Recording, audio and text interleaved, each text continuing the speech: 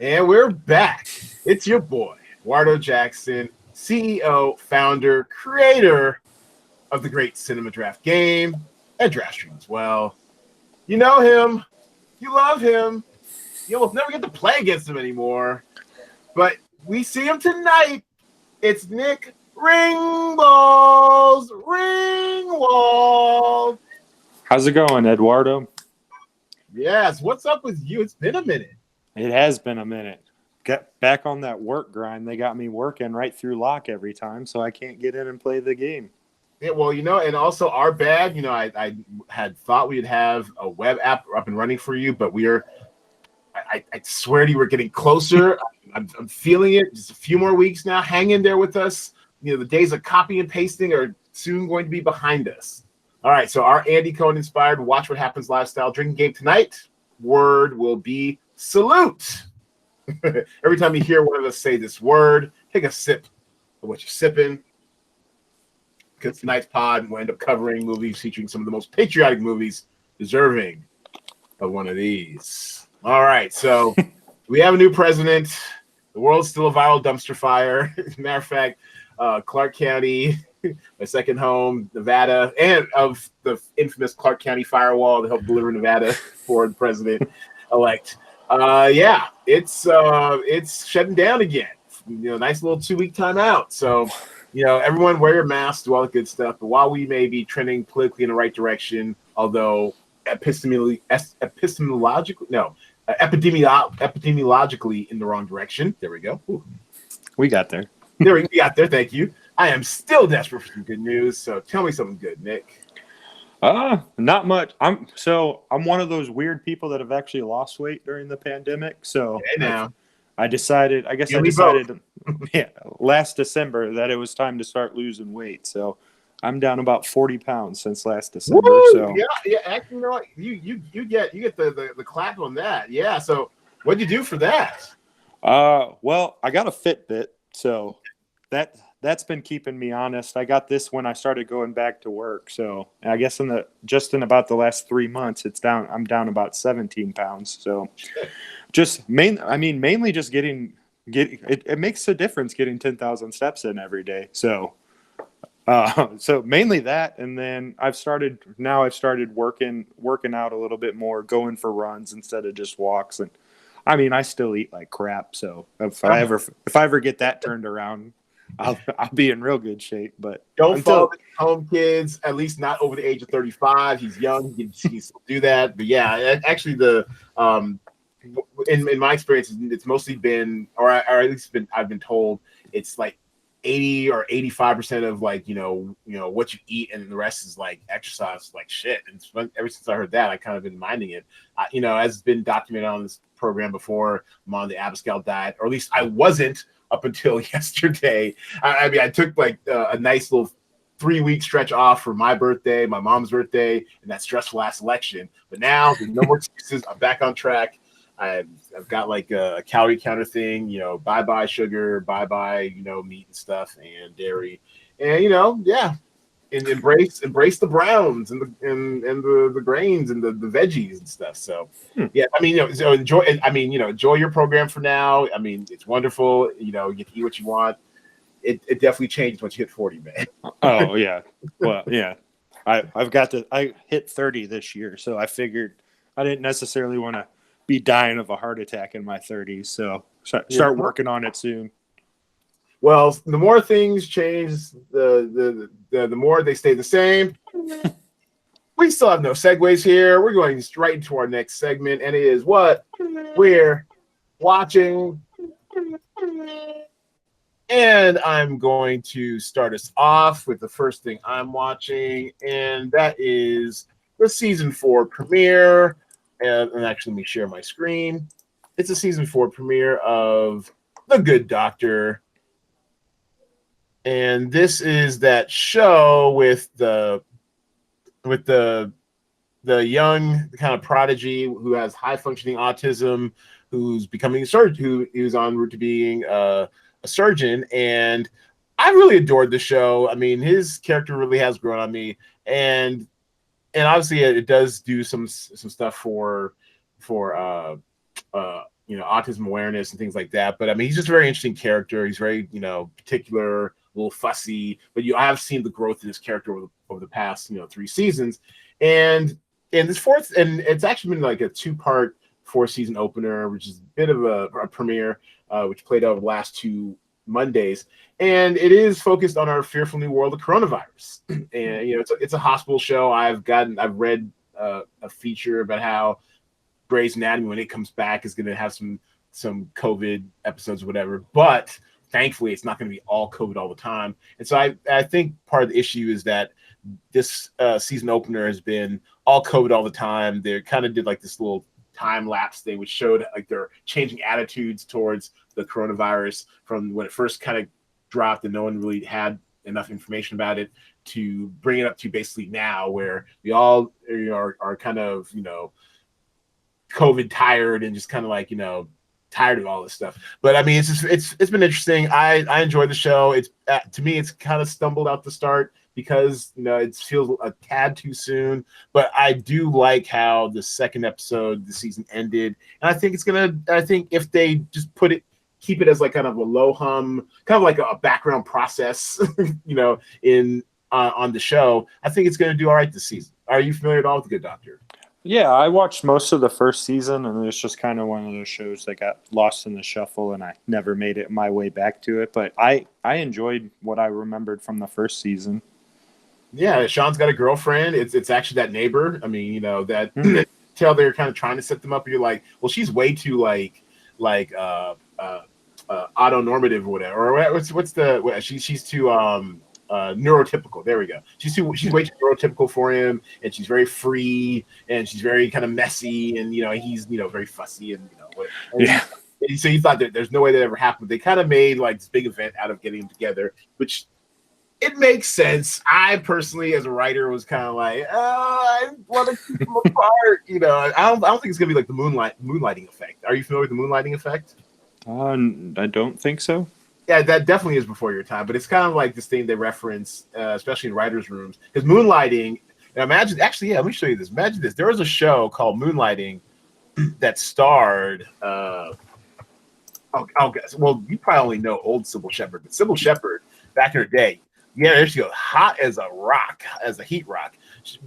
Sybil Shepherd and Bruce Willis in their young primes.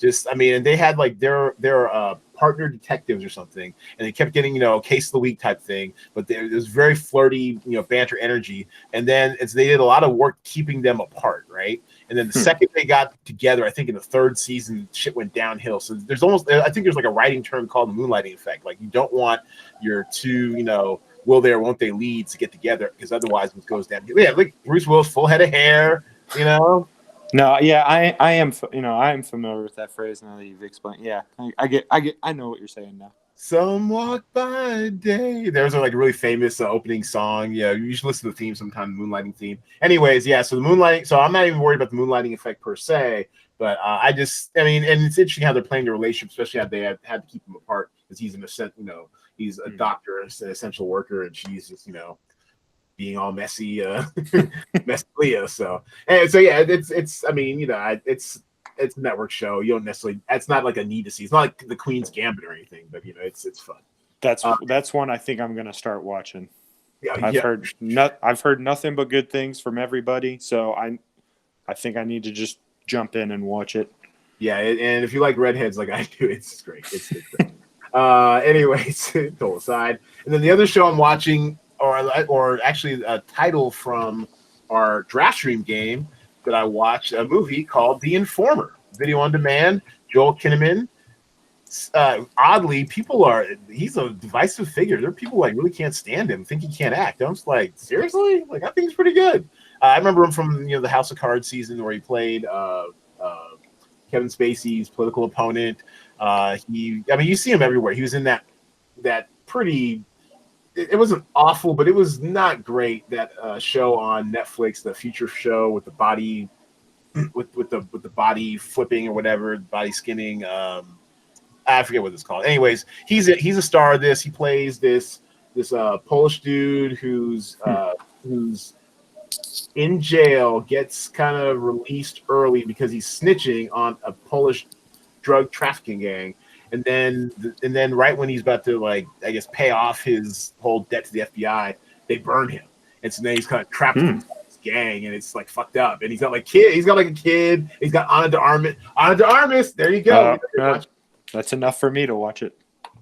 She's so hot. Sad. Yes, she is. I don't want to say sad. I mean, this is actually the first film I've seen of, like, and she's had a busy year, man. She was in the Wasp Network. She was in that show with Ty Sheridan, The Hotel. She's in like 5 films this year, and this is the only one. The one with I was gonna say Pablo Escobar, Wagner Mora. He was playing like a UN diplomat. She played his girlfriend in that. This is the only film in it where she does not get naked. So damn. I'll take that off the table of your expectations, just so you know. My old roommate sent me a Snapchat, I guess, because he sent me a photo of Ana de Armas blonde. So I'm guessing he was watching The Informer today. Yes, he was. Yeah, those weird. I mean, that has to be a wig. That looks just. I mean, that's way too curly. It's got to be a wig. But no, she's fine. I mean, she's fine in it. But it really is all about Kinnaman, Rosamund Pike, and I love Rosamund Pike, and she really is like kind of underrated, if you ask me. And then Clive Owen was just born to be a dick. That guy. No, I'm serious. He's just like the ultimate. When he really plays into just how naturally smarmy his face can look, man, he's good. So he's good in this too. And then Common plays like this New York City cop who's trying to figure out why one of his undercovers got murdered, investigating the drug gang, kind of throws himself in the mix. So it's and there's a whole like prison sequence in it. So it's interesting. I enjoyed it. And the draft one too. So yeah, that sounds like something I'll need to check out. Yeah, very brisk hour and 53 minutes. So that's what I'm watching. What are you watching, Dave? So I've been trying to keep up with stuff as much as I can. So I guess I watched the trial of the Chicago 7 when that came out. Okay. And I liked it, but Sorkin's done better, hasn't he? Yeah, I guess that's the best way to say it. Like, I enjoyed it. Like, Sacha Baron Cohen, I really liked his performance. I for the most part like Eddie Redmayne, but it felt like he was underutilized for his role. I know Thomas Hayden. Well, there's 7 of them. Well, yeah, and that's the thing too. And I think Sasha was great, though. I mean, well, him and Rubin, Jerry Rubin, or what's his name? Jeremy Strong. Yeah, those two stole the movie for me. And the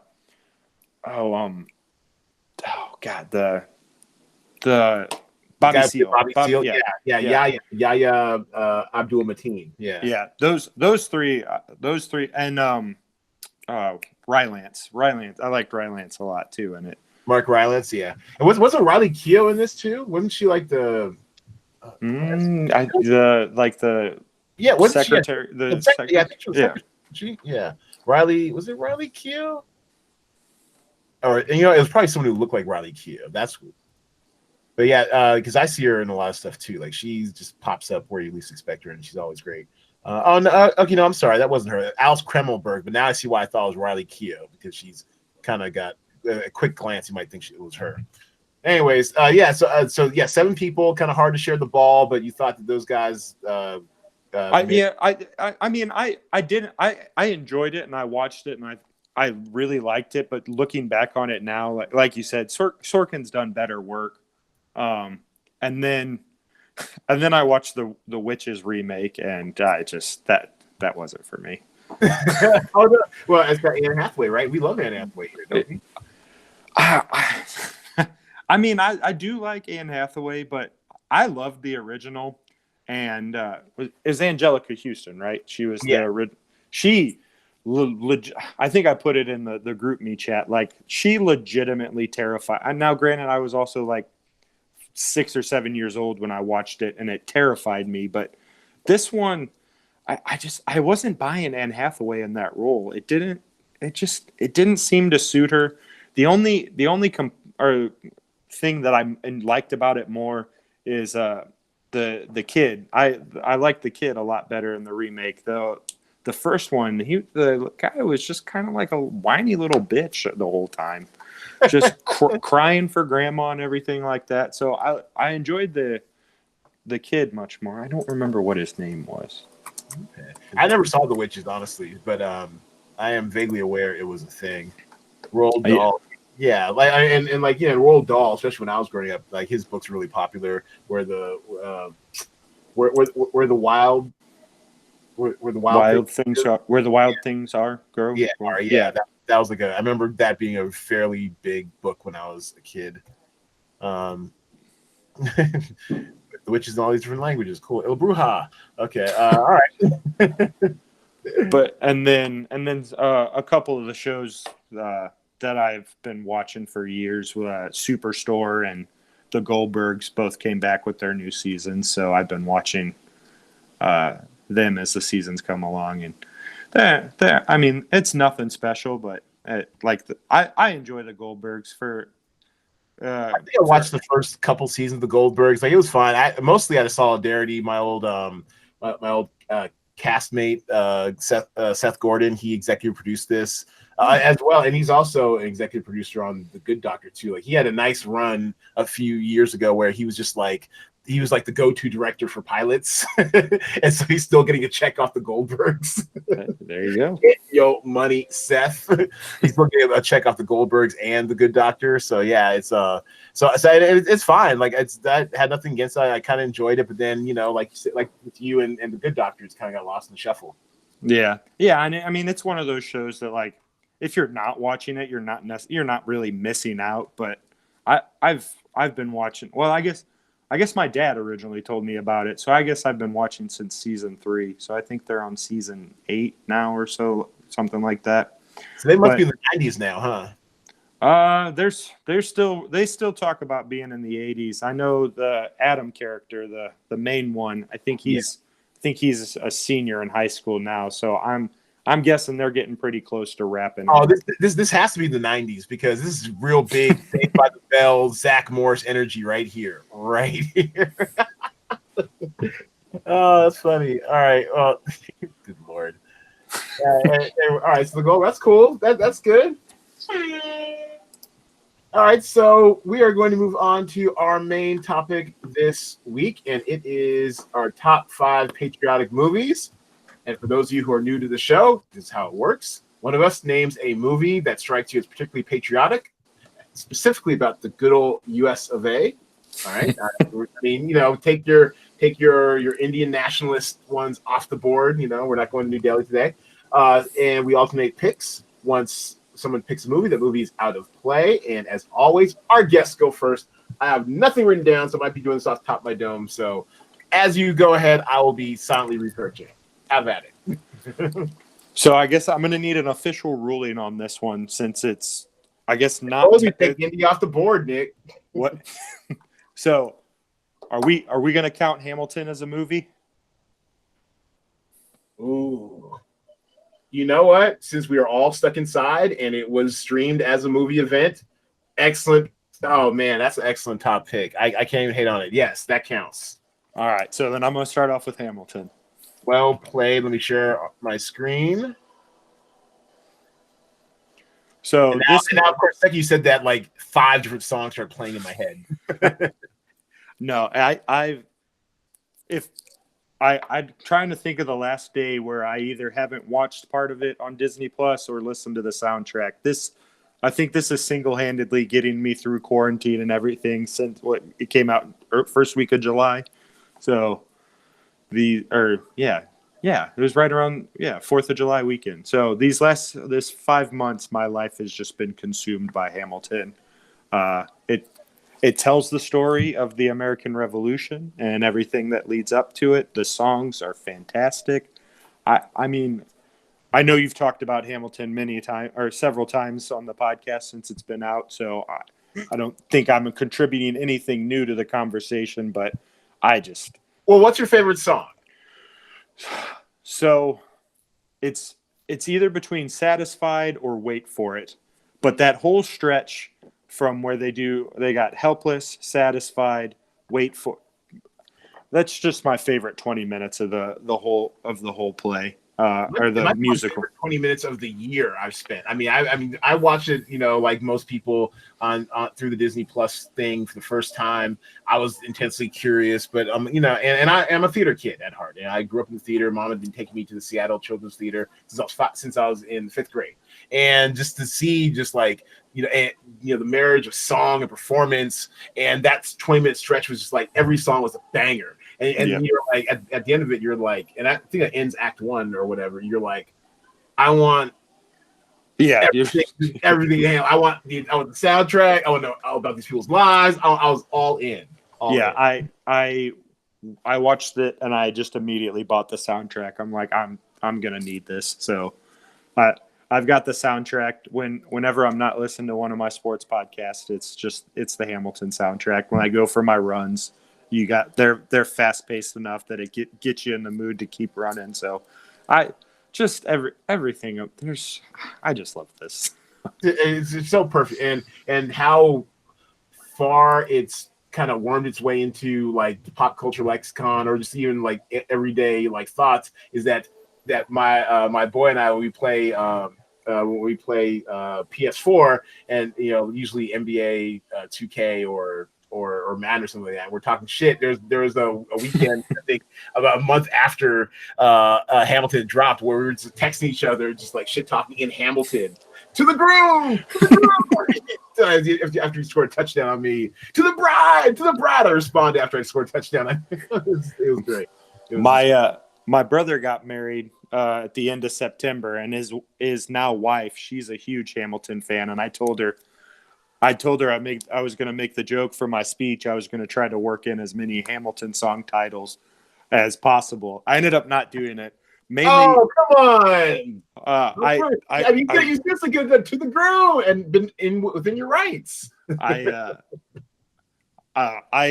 was not very sober when I gave my speech. I was told I did a great job. I don't remember much of what I said. I know my dad recorded it. I haven't gone back and watched it, but it was the wedding was a good time. Yeah, I bet it was. Yeah, I mean, that's great. That's fun. All right, that's a great start. And even though this one, I mean, and you tell me you just turned 30 this year. I mean, it makes me instantly think you're a baby and I'm a fossil. But and you may not. I probably could even wait on this one, but I'm just gonna go ahead and take it off the board now in case it popped up at the top of top patriotic movies Google search you might have done. I'm doing Armageddon. I didn't realize. We have our first snaking of the Cinema Draft podcast. Of our Cinema Draft, we have our first snaking. Yes, this movie is just. It's a beautiful mess. I think it was the best way to describe it. Now you have to understand, in 1998 when it came out, this is the summer. This is summer. I was in Chicago after grad school, whatever. We saw the big theater, off Michigan Avenue downtown, and big theater. People packed it in. It was midnight showing. It just started doing midnight showings of stuff. It was like 4th of July weekend. I mean, it was lined up for you to be like saluting the flag at the end. It was really something to see. And I will brook no slander against Armageddon. To me, it's not a perfect movie. It's very, it took the Rewatchables podcast with Bill Simmons and what was it? Was Shea Serrano and some other people? I think it was Bill, Shea, and Fennessy. Yeah, to kind of reveal to me just how wildly jingoistic this movie was. In 98, especially, we don't have social media. We're not, overly exposed to everyone's ideas all the time. And we were actually in the theater laughing when he's like hitting golf balls at green peas. Stop the drilling.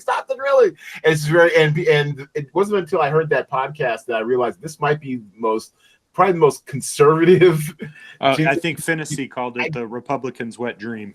There you go. And because it was so well weaved into this, I mean, seeing it through your eyes now, through millennial eyes, you're like, what is this right-wing nonsense? But back then, it just felt like a fun ride. It still is a fun ride, honestly. And as we evaluate, movies in the Cinema Draft podcast, of various times and eras, we are very careful to be cognizant of the fact that they are products of their era. That's just there are things that may not age well, but they're always products of their era. But especially for this era, this thing was the preeminent action film. It had great special effects that fairly hold up today. I mean, Yeah, I mean, I rewatched this probably the day after I listened to the Rewatchables pod, and like it still holds up. Like, I mean, it's well, the writing is good. I mean, this is J.J. Abrams, and it reminds you that J.J., when properly motivated, is a good writer. J.J. wrote that Mission Impossible 3, which did great at the box office, and I really enjoyed. He's like a solid writer. He's just off directing a lot of shit, yeah, or big budget stuff too often. So this is a J.J. Abrams script, and it's a ride. The music was great. It got me turned on to Trevor Rabin. This is my first exposure to his work, and he's just gone on and scored every damn thing. Yes, through 2020 eyes, it's problematic, but it's still a ride. I enjoyed it. No, yeah, it's like you said. I did. Oh yeah, it got an entire theater full of males who were jacked up with everything to sit there and tear up at the end when Bruce Willis goes and saves the world. I mean, like you said, as long as you look at the movie through the scope of the time period and just see what it is, like I still enjoy this movie. I don't look at the politics of it. It's just a fun 2 hours. Yeah, it really is. All right, so what's your next film? And I have a feeling you're gonna get one of mine pretty soon. That's why I've got backups. I'm gonna go with Miracle. That wasn't the one I thought you were gonna get, but damn it, well played, sir. Well played. That was on my list. As a hockey player, this. Oh, of course, yeah. This was going to be my number one pick if Hamilton wasn't going to be allowed. Again. Yeah. I went and saw this. My parents my mom usually doesn't see a lot of movies, but we went as a family to see this, and my mom, who normally has a hard enough time paying attention during a movie, was on the edge of her seat. And when they scored that goal against the Russian, she got up and started clapping in the theater. I'm like, it's a movie. It didn't actually happen. Yeah. Or well, it did happen. No, but it did happen, and you already knew it happened. But yeah, it was so good. They got her on her feet clapping. Yeah. But no, like Kurt Russell just absolutely nails this part. The hockey scenes they're using real hockey players on it, so the scenes look well. One of the players that they had playing it, his Ryan Suter, he plays for the Minnesota Wild. He actually got to play his dad in the movie.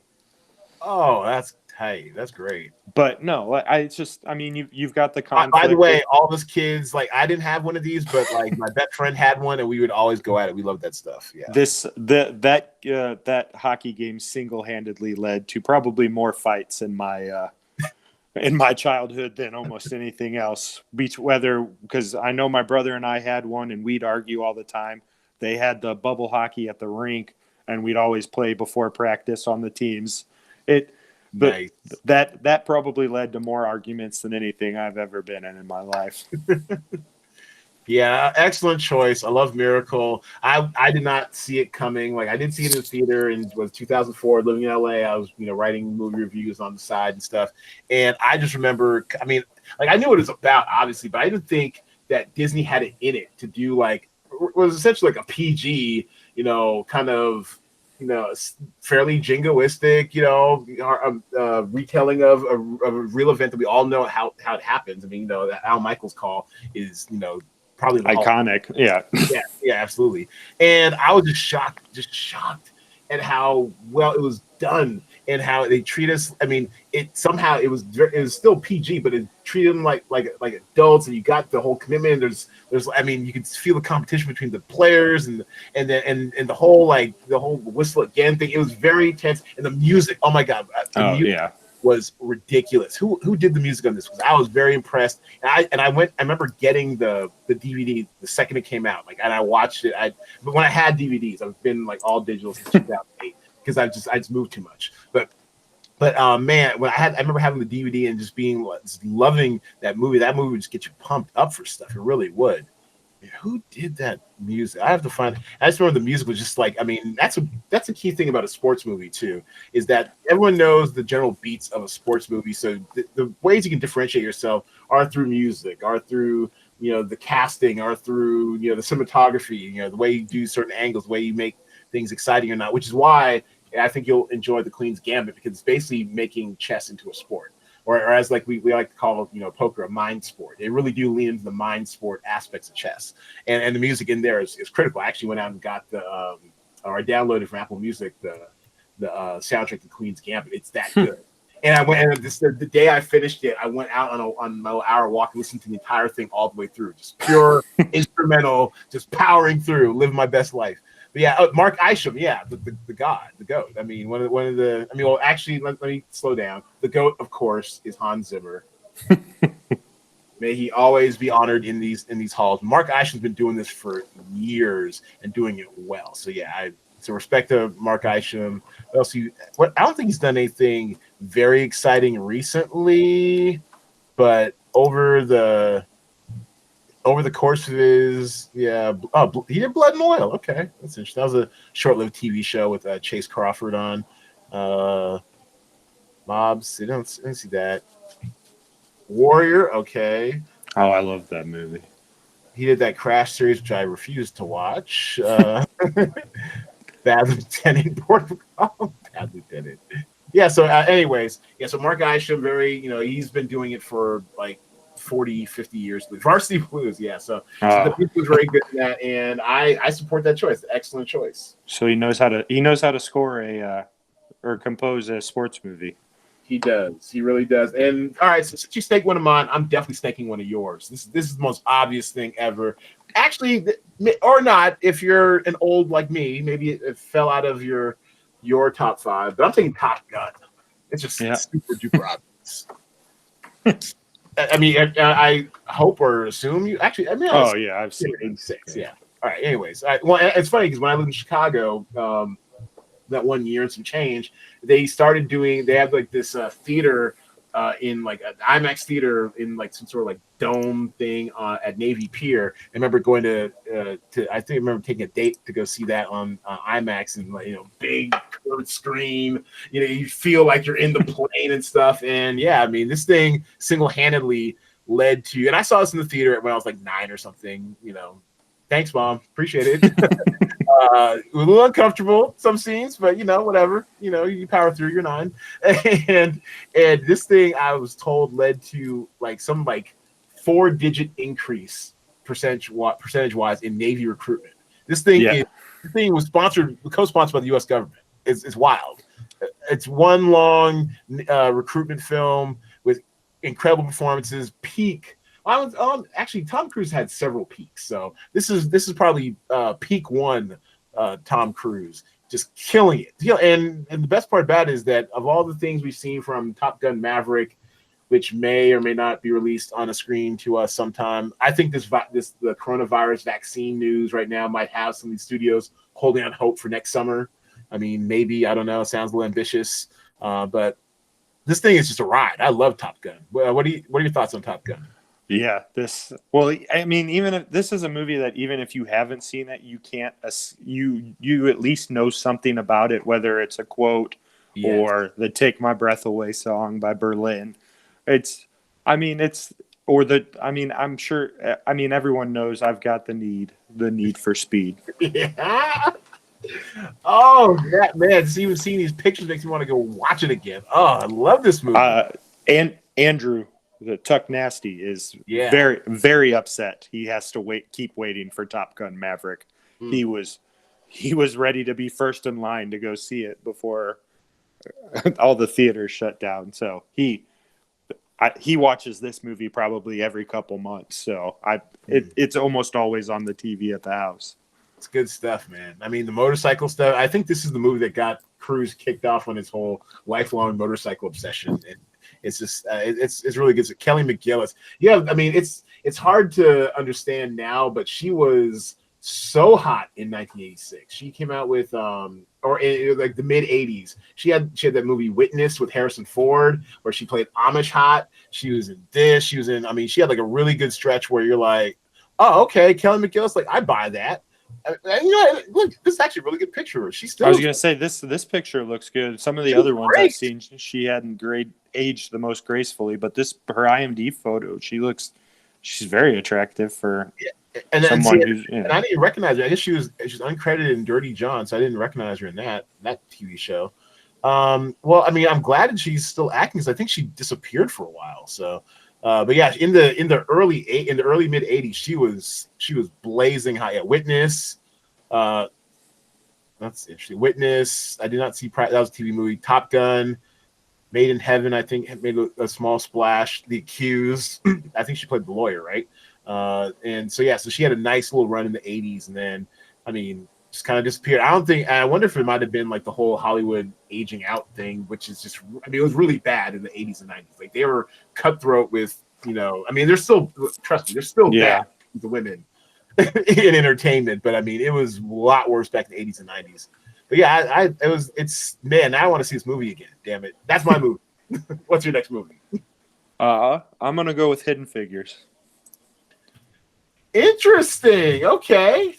All right, go ahead. I mean, anything with NASA by default is usually pretty, patriotic. But yeah, give me your rationale on that. This is interesting. I did not see that one coming. So, this was one of my favorite movies of the year. I think the three main girls was Taraji, Spencer, and Monet. Yeah.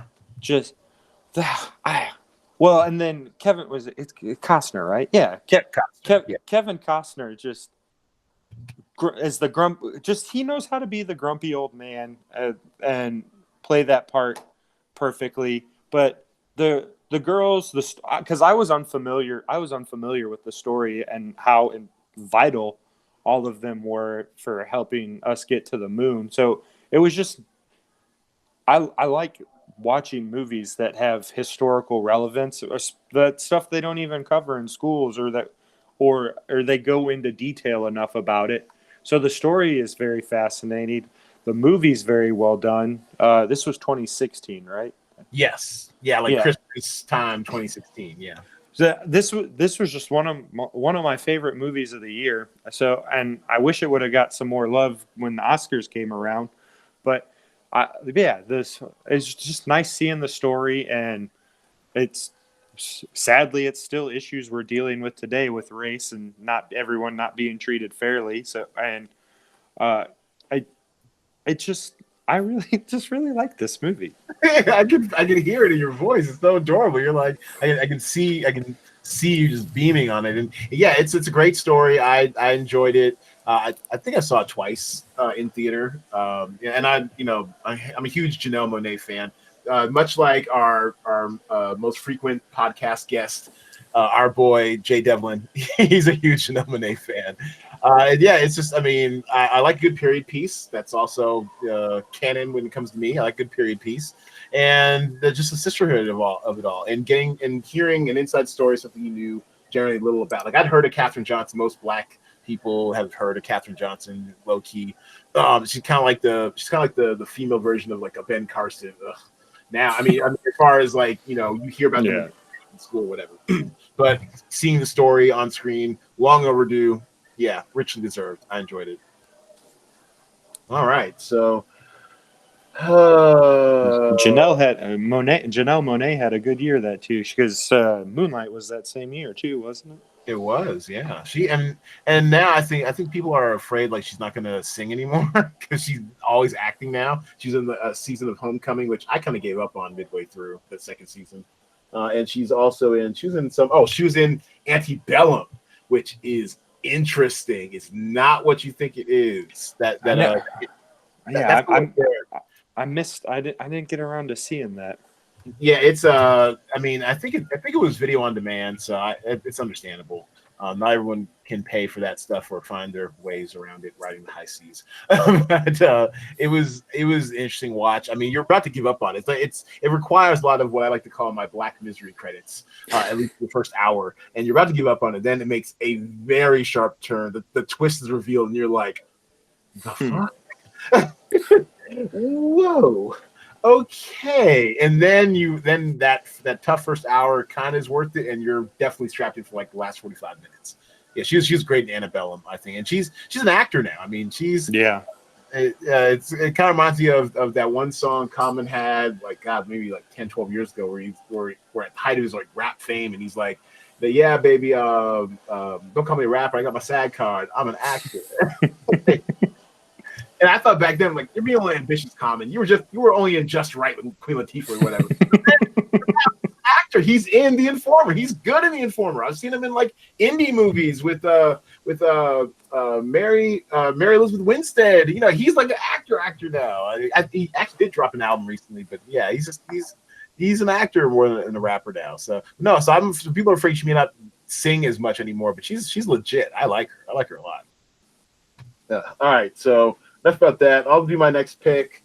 And this one also is fairly obvious. I'm going to take it off the board. Rocky IV. I mean, It's just ridiculous how... I mean, he's literally wrapped in the flag in the one sheet. Height of the Cold War, something you mercifully you never had to understand. Even at the time, it was like 9 or 10. I just thought that shit was stupid. No, seriously. I mean, yeah. It wasn't nearly as bad as like when my mom was growing up, where they have to do the whole under the desk drills and stuff, and they'd have like nuclear bomb drills and stuff in school. That had to be scary as a kid, I'm sure.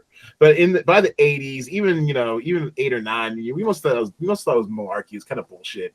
And no, I mean even as a kid, like I wasn't a Reagan fan or anything, and I just thought like the way they kept hyping up the Soviet Union was it's a little much. But I really enjoyed Rocky IV. I remember seeing it in the theater. I vaguely remember seeing it in the theater, and I liked it most not so much because it's overly patriotic or does the Cold War thing head on, but just like the training montage, him running up the mountain in the snow and trying to get his mojo back, and the struggle to beat a guy who's like damn near killing people in the ring and stuff. Drago, I will break you. I mean, that also has a few good lines too. So I think it's probably, well, I mean, there's some satisfaction to be had out of Rocky II, Rocky III, low key racist. Even when I saw it at the time, I'm like, I'm not feeling it. But Rocky IV might be the best of that early cycle of series. What are your thoughts on Rocky IV, or have you seen Rocky IV? So I've probably seen the whole movie, but I don't think I've ever actually sat down and watched it from beginning to end. That's nuts. Jeez. Dolph Lundgren still ripped, still that guy, and is like a Mensa member. Like he's like a genius, and he usually plays big dumb animals in movies for the most part, or at least the ones I've seen him in. Look at these scenes. He's just. It's just wild, right? Yeah. Wow, great hair. That's great. Autobot or Decepticon, robotic Cold War Russian stereotypical hair. That's just perfect right there. It's perfect.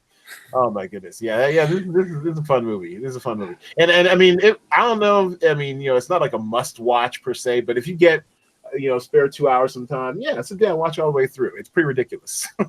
Very patriotic. Yeah, look at the trunks. Yeah. On loan from Apollo Creed, R.I.P. Man, these guys they're just so jacked. I wouldn't want to get hit by either one of them. Yeah, and also Stallone was very open about how he took steroids for these films. I mean, he's not going to go play in the NFL or anything. Why not enhancing drug for to look jacked on screen if that's what you got to do? All these pictures, like all like training. Yeah, that's I think they did a rewatchables on this. I think they said 33% of the movie is a montage. It's funny. I downloaded that one. I haven't listened to it yet because I thought I might indulge myself in rewatching it before listening to the podcast. So yeah, they did. I think it was like last week or something. But it's in my queue. But they time. I think Kevin Clark timed it, and it said 33% of the movie is a montage. Oh, that's awesome. All right, what's your next film, Nick? I'm gonna go with National Treasure. Interesting. You know what? That does fit the bill. It feels more kind of like educational to an extent, but you're right. It's patriotic. It's you're respecting our nation's history. Tell us why you put that in your list.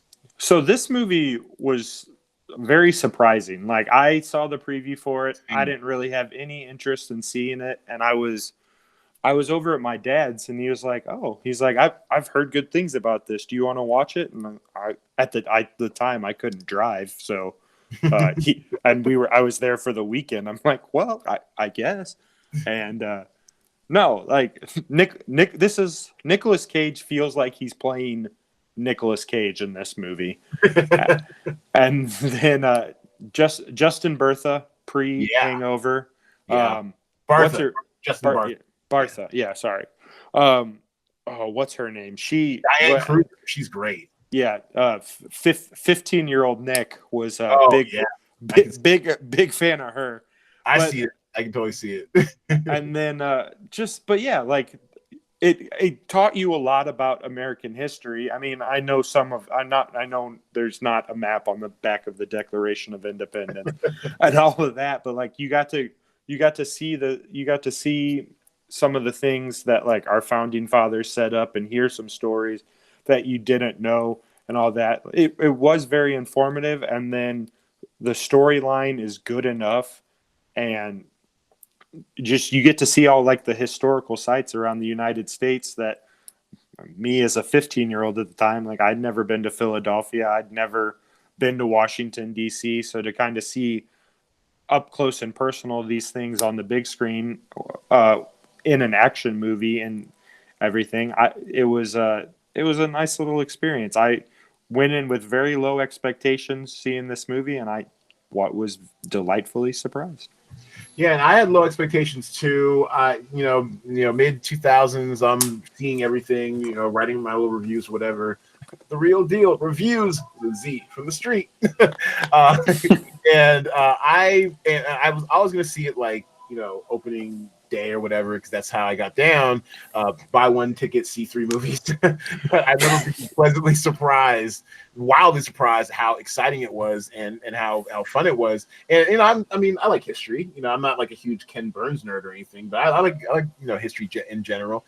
And there was a stretch in the aughts where they were really trying to find like the new millennium Indiana Jones. They tried Sahara with Matthew McConaughey. They tried Prince of Persia is not even like the right vehicle, right example. But they tried like this National Treasure thing. Really is kind of what kind of helped spark that second era of them trying to do something fun with history or historical artifacts. Because think about the little mini miracle Indiana Jones was even back in 1980. Who thought archaeology could be right exciting, right? I can't remember exactly. And they've tried doing some form of it, but with almost every generation. I think your generation's take on it's going to be this Uncharted series, right? Like this guy goes artifacts. Yeah, I don't know much about it because I didn't play the game or anything, but I know just enough to have watched that little short that Nathan Fillion did. Self auditioning for the role and didn't get it. Oh my God, that's crazy.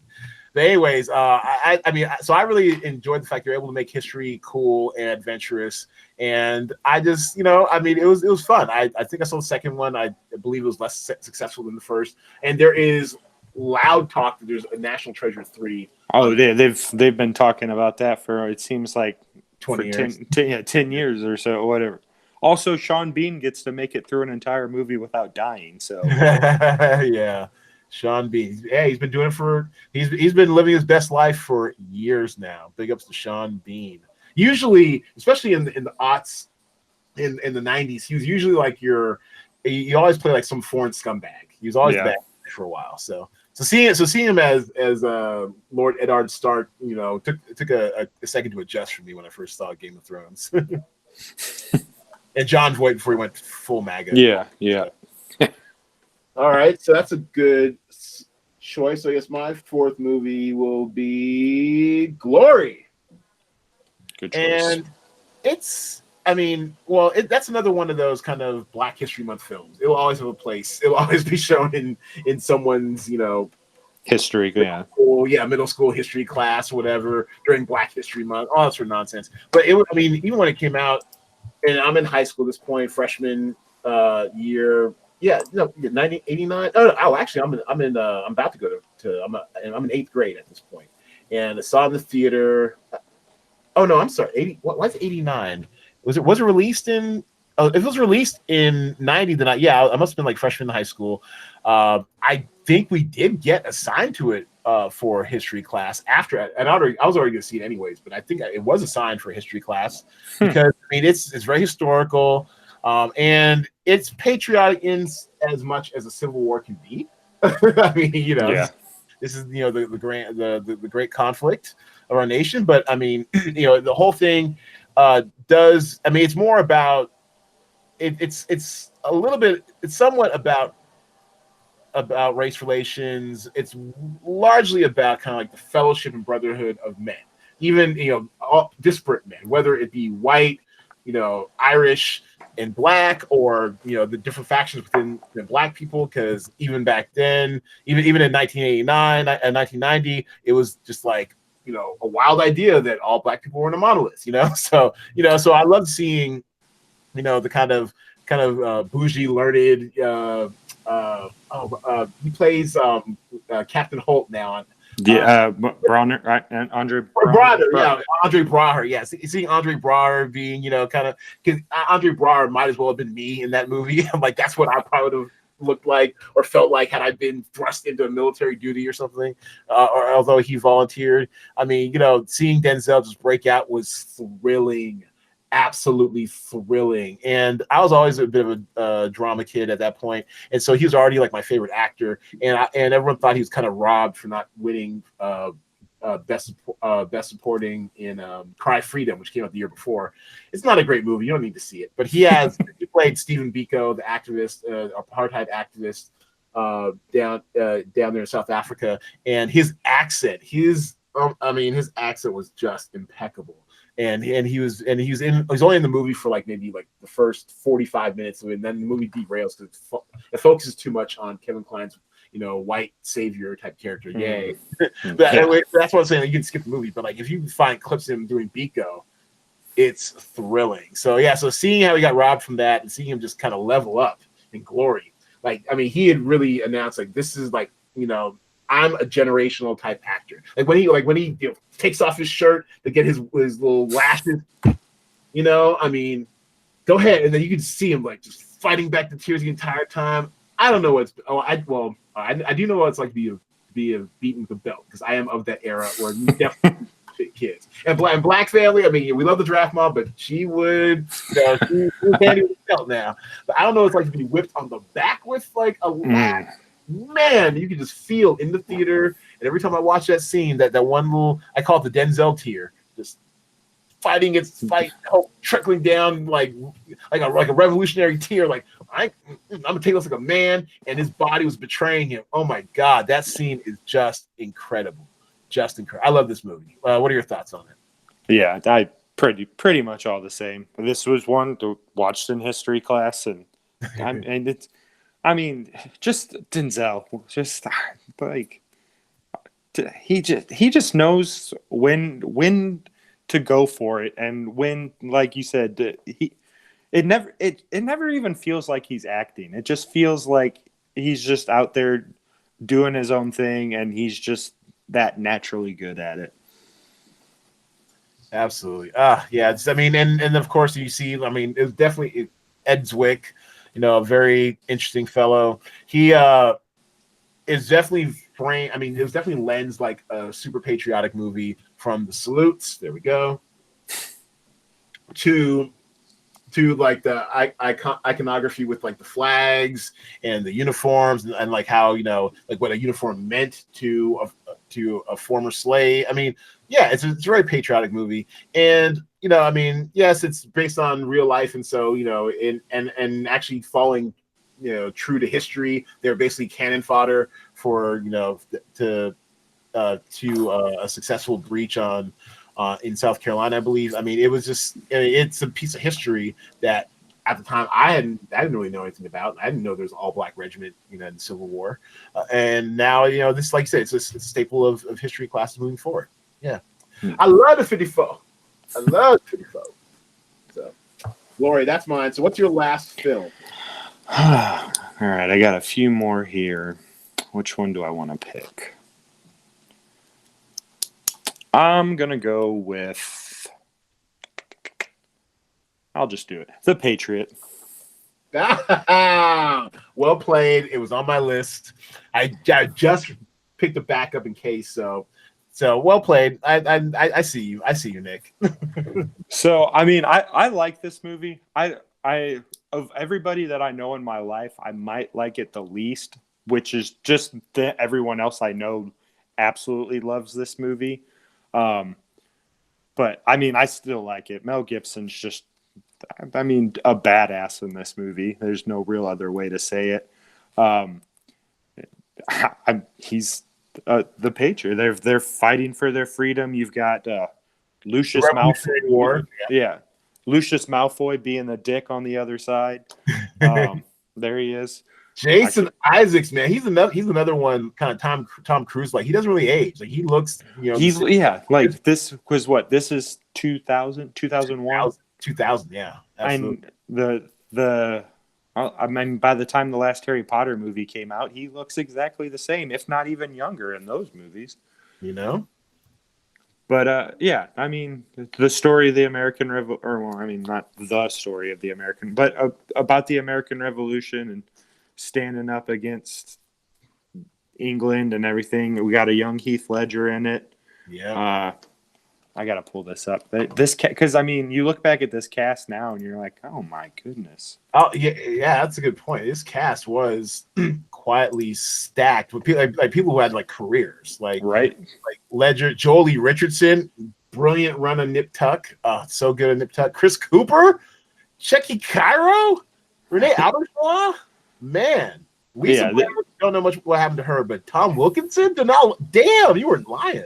Yeah, no, this cast is loaded, and even at the time, like you knew who most of these people were at the time too, and then you just look and see what they went on to do afterwards. Logan Lerman, oh my god, wow, I forgot about him. And is this the Deschanel that didn't pan out between Zoe and what's the one on Bones? Emily. Emily. Oh, she got 30 credits. I guess she's the low key Deschanel. Is she the mom? She might be the mom. Oh, she's the mom. Oh, wow. Okay. So she's Deschanel 1.0. Okay. The original. Well, yeah, exactly. Wow. Wow. No, great pick. Yeah, it was on my list, but it's not supposed to. I had a feeling it was going to go, but I definitely wanted to put this one on, and we'll actually circle back to this a little bit later in this podcast. But The American President's my final film. I was going to take that one too, and I saw on the rundown we'd be talking about it later, so I was gonna. If you were going to take it, we were going to talk about it. Otherwise, I was going to wait until later.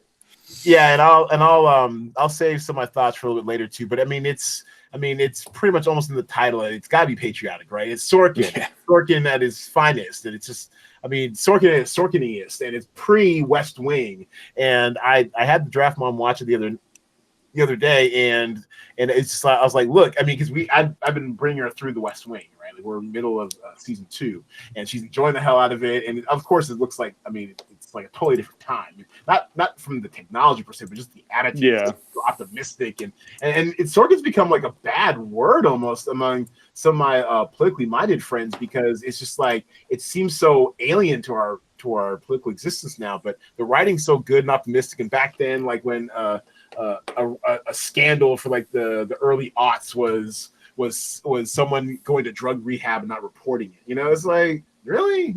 Right. We're gonna like impeach someone over that. But yeah, so Well, The American President is just really well done. It's just a well-made film, top to bottom. True professionals at every turn. From Rob Reiner, who was really in his bag in the '90s. He was really in his bag with like I think he did one of the.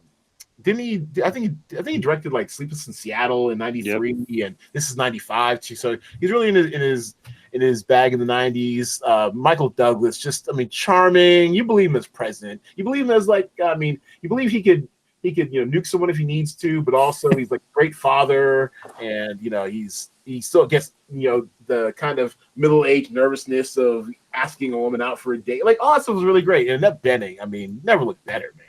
Yeah.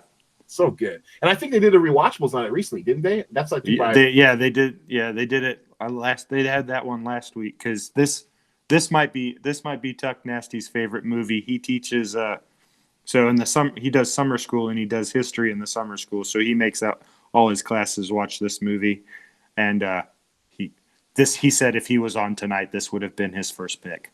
No, yeah, great stuff. Yeah, great. Yeah, it's a great movie. Everyone, this is another one where the cast is pretty stacked. Like, not as over the top, like in your face with it, like Patriot, but most of the supporting characters had substantial careers. The only one was Shauna Waldron, the kid. Like, she has only been like 10 things or something. But after everyone else, these are like, career veteran, supporting actors and stuff. Like, you see them, all over the place. So Joshua Malina, and then some of them become, part of like the Sorkin players. Josh Malina is like a good luck charm for Sorkin now. He's in a lot of his films some way, somehow, or projects, especially TV. So yeah, John was the guy who played John Mahoney, Fraser. All these guys had really good careers. So it's a fun film. I highly recommend it. And with that, we're going to take a small pause for the cause and go ahead and talk about the Cinema Draft game, DraftStream, how it's played, how you can get involved. And so for those of you who are watching, we'll be back quicker than you know it. For those of you who are listening at home, we'll be back right after this. Here we are. And we're back. All right. So last week's quarantine movie of the week, and I swear to you, this was not like an homage or anything. I spend about maybe an entire night setting up the quarantine movies of the week for a few months in advance, and it was just his time was up. It was The Hunt for Red October, and let me share my screen with you guys. It was. It just so happened that Sean Connery ended up passing away like the week before, the week that this came out. But yeah, The Hunt for Red October, it was just a classic. I'm kind of scattershot in my quarantine movies of the week. There's no rhyme or reason to it. There really isn't. But for some reason, it's kind of stuck in my mind that I haven't seen this in a while, and I'd like to see it again, actually. And honestly, in honor of him, I think I will. I'm not sure the draft mom has seen this. This is actually a really good thriller. Young Alec Baldwin. This is the type of movie where you saw Alec Baldwin, you're like, this guy is going to be in everything. This guy is just, he had the look.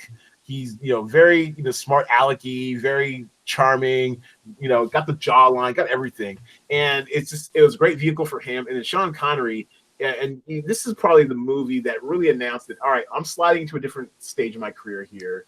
I'm going to be like kind of the older commanding presence that's really going to deliver in your movie. And he really does. I really enjoy the hell out of Hunt for October. You have to have seen this movie, haven't you? So I haven't seen the original. I did see the remake. So I do need to watch this. Wait a second, there's a remake? Hold on. They made a remake probably about 6 or 7 years ago. And without not having seen the original, I enjoyed the remake. I know the people that have seen both of them, they don't care for the remake as much because this was a movie remake. Or was it called? Yeah. Or no, I'm thinking of the wrong movie. Never mind. I think I know which one you're thinking. I was thinking of Red Dawn. I got the Reds mixed up. Okay. No. Yeah. Hunt for October. No, this is a submarine flick. This is also a genre which I I mean, I was shocked to find that Netflix knows me better than I know myself, but I am susceptible to submarine flicks. I love them. And if you want like a modern day Hunt for Red October-ish type movie, I highly advise you watching this French movie called The Wolf's Call. It is, I mean, it's because the big thing about Hunt for Red October, and you see it in Crimson Dawn too. Crimson Dawn, I think, is more like the more up to date version of a submarine flick that's got Hunt for Red October-ish type themes. But The Wolf's Call is wild because it is so. I mean, it is so tense because it really focuses on like the hero in The Wolf's Call is like a sonar tech, right? And his job is to listen out for shit. And of course, what he hears can be like a missile, through the water, or and then you hear people like, and it's in French, mind you, so it's subtitled, but just the energy and just like of when something's in the water and all the sub talk. I am here for sub talk. Naval talk with Greyhound, the movie with Tom Hanks. It was all right. It was cool, but all that, like 90% of that movie of Greyhound was just naval talk. So right full rudder, guns, 120 degrees, all that shit. I'm here for it. So yes, The Wolf's Call is great. Yes, some subtitles can be annoying, but it's really tense. I like that type of shit. Get me in a contained space. The Wolf's Call. It's on Netflix. Check that shit out. It's fun. But yeah, but Hunt for Red October. Are you familiar at all with what that's about? I know the basics now that I'm actually thinking of the right movie. But yeah, no, I have not seen this one, and I know it's one that I should see. Yeah, put that on your list for real. That I saw in the theater. It's high school. It's great. Oh, you know what? Oh, man. All right. Yeah, we're going to take a quick cultural cul-de-sac. Because she's a friend now, but I had the hugest crush on Michael Shapiro, 9th grade. Man, huge crush. And I remember we went to go see this movie together.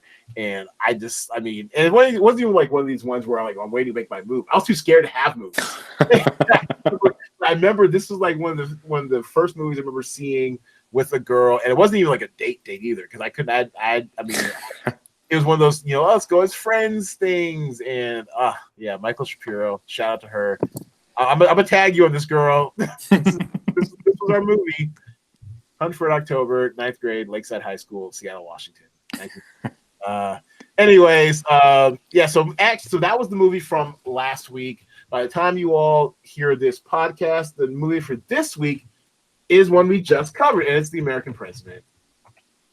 And actually, I don't think I gave a decent synopsis of it. I just kind of extolled its virtues. But basically, Michael Douglas plays a widower president who's in, I think, the third year of his presidency. He has a 63% approval rating at the start of the film, and he's trying to he falls for an environmental lobbyist played by Annette Bening, Sydney Ellen Wade, very very bougie name, like right there. And during a tough election year, where it eventually kind of puts a relationship to the test, and it's really good. It's really good.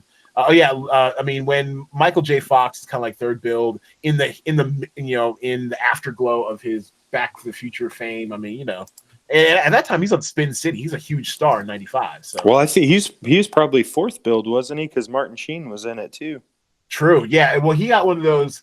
I call them ampersands. I don't know like what the real official title of the industry, but where he gets like where you do like the whole cast and the Indias and so and so. There's a name for it. I'll have to look that up. There's a name for it where you get it's like almost like a guest star as a lead type thing. He got like what I call the ampersand thing, where I think in the marketing materials said Michael J. Fox as Lewis, whatever his name was. I'm like, oh, that's different.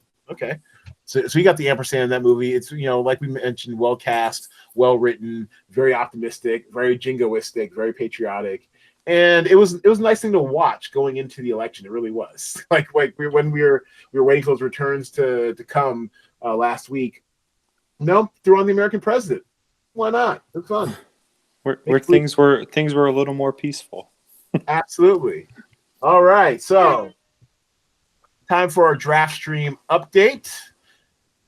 Now, this past week, look who's up in first. It's your boy, Swag Official, in the building, leading the charge. Bested Gamble 24 X7, G24, the homie, in second for first place money. Henner YYZ, I believe he got second place the week before, and I think he won, one of those times earlier. He got second place money for $30, and Jaybird sliding into third, a little bit off his game. This is fun to see. Jaybird a little bit off, and then G24, the homie, just 1.5 points off the perfect lowball call sheet. That had to have hurt. But yeah, I know he was getting. He actually had the perfect call sheet through Saturday's update, which is pretty exciting. And then he DM'd me on Twitter. He said he spelled out what he needed to have happen. I don't think he saw Moonbase 8 being as bad as it is. It's not good. I saw the first episode. I might watch the second episode to give it another shot, but it's not great. It's not what you want. Moonbase 8 underperformed, and so that kind of slid in for the requisite third required title actor, Janet Hoskins there. You didn't play last week. Any thoughts on this past week? Anything you see? Anything you want to comment? Oh, so that Moonbase 8 shows, I remember seeing John C. Reilly and thought, maybe I'll check it out. So you're saying that wasn't very good? Granted, I had it on the third monitor, so maybe I just need to give it my full attention. But I thought it was kind of chuckle funny, if at all funny. Travis Kelce's in there. It's playing himself. Okay. Okay. Yeah. I'm looking through the list right now. The only thing on here that I've really watched is I watched the first 6 seasons of Mom. Oh wow! I didn't watch the last season. Allison Janney she's just Allison Janney, so she's good in it. And then Anna Faris is pretty. It's not a show that you need to watch, but it's good enough. Fair. And speaking of good enough, from the Chuck Lorre billionaire playroom is Be Positive. And mostly because I've got fun. I never got into Mom. I think I watched the first few episodes of this first season and it's kind of tapped out. But I watched, I was all in on Big Bang Theory, all in on Young Sheldon. There's some other stuff he's done before, which I really liked. I think Chuck Lorre's right on Spin City too. So he's accomplished. He's earned his $1 billion net worth or whatever. But Be Positive got off to a rocky start, but I am going to give it a shot because I love Annalee Ashford. I hope this hits for her. Thomas Middleditch, take it or leave him. He's great in Silicon Valley. He's weird in some other stuff. It's weird seeing him when he's not neurotic Richard from Silicon Valley. And that is an act. In real life, she's this, secure, ethically non-monogamous, believes the term, type guy who, with his wife and everything, he's kind of out there. So that definitely was a character. And in this, he just kind of plays neutral. He's very, very neutral character. She is kind of the wild card, which is kind of interesting because she's always been spunky. I remember I was exposed to Annalee Ashford in Masters of Sex. That show, Martin Sheen and Lizzie Kaplan. I thought she was just excellent in that, and that's what kind of got me on her train. And so I'm watching it for her, but it needs to show me some of these next 2 episodes, otherwise I'm out. Fair enough. Yeah, I know I'd seen the preview for this many times because working at the sports book and having CBS up on Sundays for football. Every other it seemed like every other commercial break they were hammering this through. Although I forgot what it was called. 4.7 from notoriously soft IMDb users. So that is off to a rocky start. So that was last week's talent pool. This week's talent pool, 25 new ones for you. Everything from A Teacher all the way down to Valley of Tears. And you've already seen A Teacher. What are your thoughts? So, I was telling you before we got on, I watched the first episode. I clicked on Hulu this morning and I saw it and read the premise of it. And I'm like, all right, well, because it's what's his name? Nick Robinson? Robinson, yeah. I liked him from Love, Simon and a couple other things that he's been in. And Kate Mara, I enjoy her. So I watched it and it's just I enjoyed it, but it's uncomfortable just sitting there knowing because the premise of the show is she's a new teacher she teaches AP English, and he's like the star soccer player, and he needs to get his SAT scores up to like I think 1250 to qualify for this scholarship because he wants to be pre-med, and but he struggles in English. So well, don't tell me everything. I'm about to watch this tonight. but no, yeah, it's really awkward watching it. Then like, is this picture make you feel uncomfortable? And for those at home, it's Nick Robinson all up in Kate Mara's face. I mean, if I had a teacher like Kate Mara and she came on to me, that would have been like I would have just been putty in her hands in high school, whether it was inappropriate or not. But yeah, I enjoyed the first episode.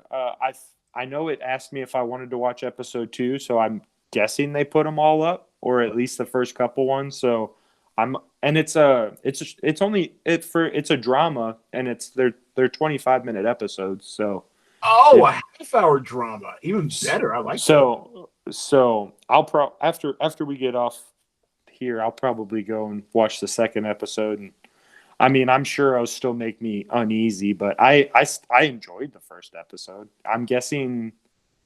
I was gonna say I did probably score well, but all those people that are just gonna see what the premise is about, and probably although it's off to 7.2 right now. This good, small sample size, but off to a good start. Yeah. This feels like one of those where people actually, when they figure out what it's about, they'll just give it a low rating because like. I never did watch that Cuties show, and I didn't have any interest. But people immediately tanked that because of what it was about. Yeah.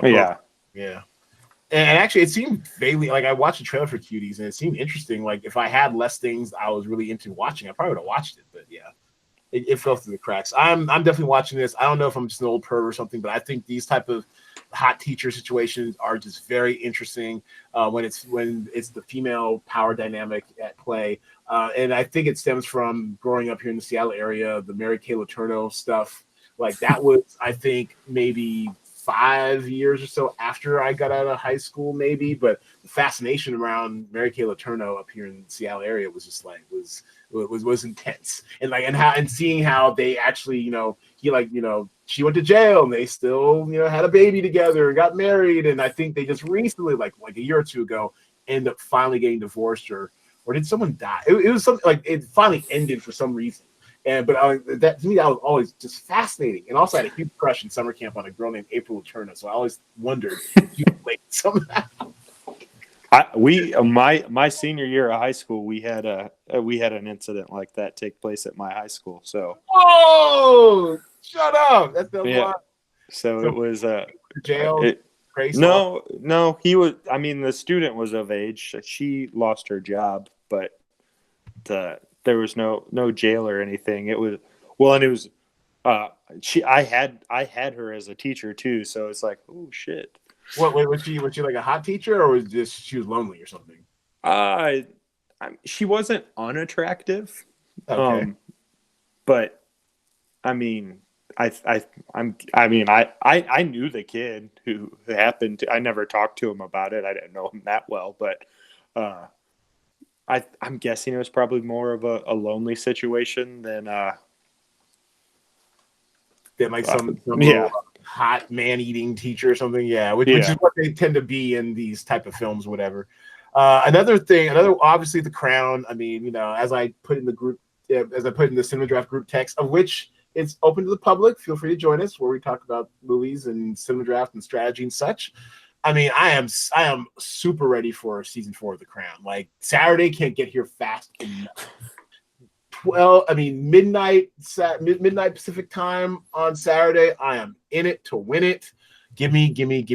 I've watched the trailer for The Crown, for this season of The Crown, literally 8 times at least. Gillian Anderson's accent as Thatcher is spot on. Give it to me. Are you a Crown watcher at all? I've not watched it. I know I've heard you talk about it, and I know a couple other people who watch it and they love it. It was one of those I never got around to watching, and then it kind of felt like I fell too far behind. is it the same like general story throughout each season, or does it change up pretty drastically? Well, I mean, it's literally like history. I mean, they don't. I mean, what they do change up is apparently every 2 seasons they're just going to do a whole recasting because they're following Queen Elizabeth from when she was like basically I think at 20 was she 25 like a 25-year-old monarch where her father unexpectedly dies, and then like her uncle who should have been the king, he was like essentially excommunicated because he fell in love with like a woman who was like not of royal birth. It was weird. Like he fell in love with the wrong woman, so he basically gave up any claims to the crown. So that when her father died, she was up, and he died fairly young, so she was not ready for all this shit. So she's 25, and she's like a young wife and mother, and all of a sudden she's queen. And then two seasons of Claire Foy as the queen and she was great. Like Claire Foy, I think won an Emmy for that type of stuff. And so 2 seasons of that, and then there's literally just like almost seamless transition from like Claire Foy's queen to Olivia Colman, and the way they do it is fairly slick too. In season 3, they just show like I think like a passing mirror or whatever, and you see it go from Foy to Olivia Colman, and it's like, why not? Why not?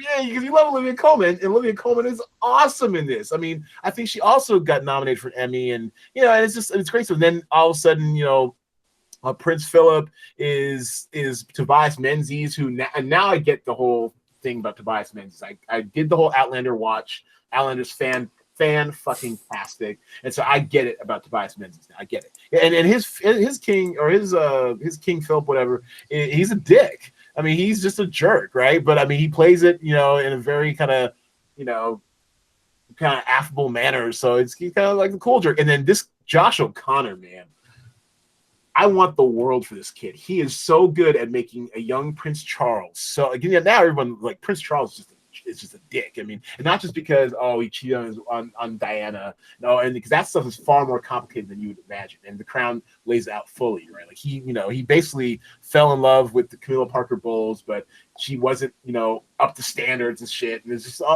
more royal bullshit. And so he couldn't have the woman he really was in love with.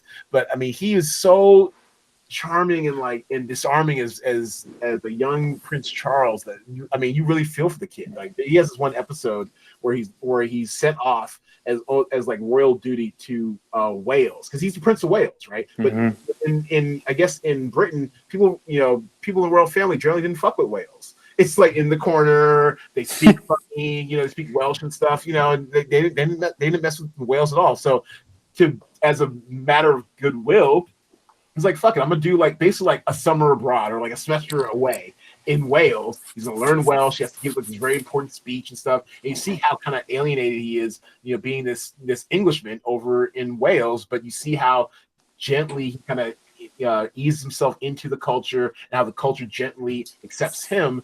And he is so talented. I don't know if you saw Emma at the theaters when we still had those things, but he was great in Emma as like kind of weird, kind of quirky priest, whatever. But he is so good as Prince Charles. If you just watch one season of The Crown, watch season 3 because he is so good in it, so good. Yeah. Anyway, I didn't mean to turn this into a crime podcast, but yeah. So The Crown's coming. I'm all here for that. I'll be watching this at midnight on Saturday. What I'll be watching at 9 p.m. on Saturday most likely is and also watch Industry, y'all. Industry was wild. That's on HBO. That shit bangs, like young, literally and figuratively bangs. Lena Dunham directed it. It's very horny. Young traders and stockbrokers. I guess it's supposed to take place in the aftermath of the 2008 collapse. They're not really clear on when it takes place. At least I didn't notice. But very hot, young, fairly unknown cast, willing to get naked, willing to slam drugs in clubs and have bathroom stall sex. It's very, very sexed up. I liked it, but I like any kind of genre. I like financial genre type stuff where they throw you into the world, all sorts of jargon, so lets you kind of figure it out. And I like and the woman who's ostensibly the lead, Miala Harold. I'm totally butchered her name, whatever. She's very charismatic. Very charismatic, and so I want to see more of her. Well, we see a lot of her in the first episode. I want to see more of where her career takes her because she seems to be fairly unknown. And this is like her first kind of like really lead main role in something. So industry was hot, and then but the one that's coming, Grey's Anatomy, I'm always there. I think that's going to perform well for your call sheet. But also, where was it? The Reagans. Yeah, this. I mean, me and my whole political history type thing. Yeah. But the Reagans, I mean, even from the one, I mentioned this in the pod, in the new talent pool pod on Monday. This, even the way they did this one sheet tells you everything. Watch that trailer, Ringballs. Watch that trailer. It's 2.5 minutes. And I mean, I'm not gonna fault you don't want to watch it or anything. I mean, if you want to watch the series, but that trailer is compelling as hell. They set up, and I mean, obviously, I'm just a kid when the Reagans were out. We talked about the Reagans a little bit earlier in this podcast, but I was never a real fan for a bunch of reasons. But the way they set up this mini series in the trailer, Nancy was the hidden power behind Ronald. People were terrified of Nancy because she had like a mouth on her. And then he was a bit of a Manchurian candidate. He was just an actor. He was like an empty vessel. He was like Donald Trump with actual real charisma who wasn't a fucking lunatic. He was the vessel for right-wing ideas because people forget back in like the 60s, 70s, he cut an ad. He cut like an industrial, as they call it, like a PSA for the Screen Actors Guild, for unions. This is the same motherfucker who, once again in 1981, crushes the unions. The air work. There's going to be like an air controller strike, and he's like, "Oh, really? Y'all fired? You're out." Brought in some scabs, and that started America on a precipitous decline in union power for the last 40 years. So he really was just an actor playing a part. Nancy was kind of like the brains, the mouth of the operation, but also knew back in 1980 to 88, I'm just gonna sit in the back, be Miss Just Say No, and I'm gonna let him get all the glory and stuff. But I'm gonna be in his ear like some Lady Macbeth shit, running everything. Watch that trailer, Ringballs, and then I want you to hit me up in the group chat what you thought of that, straight up. All right, I'll do that. I'll do that after we're done. And I just thought it was always fascinating too how the right wing has adopted Reagan as some sort of patron saint because he was like a nice cuddly conservative when he really wasn't. He was pretty. I mean, not to turn this into a political podcast or anything, but I mean, he was pretty dirty. The whole Iran-Contra thing is totally illegal. More people should have gone to jail, whatever. But I mean, but people loved his whole fiscal conservatism ideas when really he was just quietly spending up as much as most Republican parents do. And it wasn't until Clinton came in 92. 93, yeah, right, that we finally got a balanced budget for like the first time in like ages. Anyways, I'm very into this. I'm watching it. So, and as Showtime tends to do, they tend to drop their Sunday night premiere shows at midnight Eastern. So that's 9 p.m. Pacific for me. So I'll be watching some of the Reagans and then staying up for at least 1 or 2 episodes of The Crown on Saturday. I think Showtime is one of the ones that if you have the app, they download it drops day or two before. Or I know one of the sites.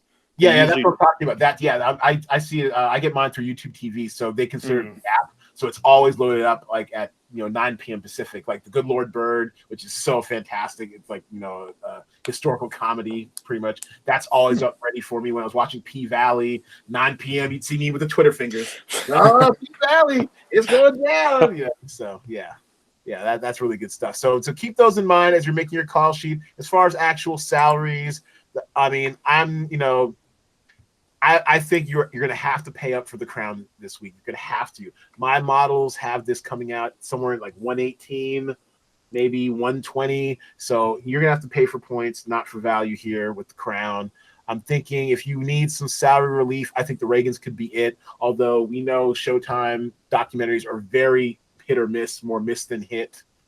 I don't know. Anything in this talent pool strikes you as good value or a must-have on your call sheet, Ringballs? I mean, from what I've seen for the first episode of A Teacher, I'm guessing it's probably going to score decently well with what it has out from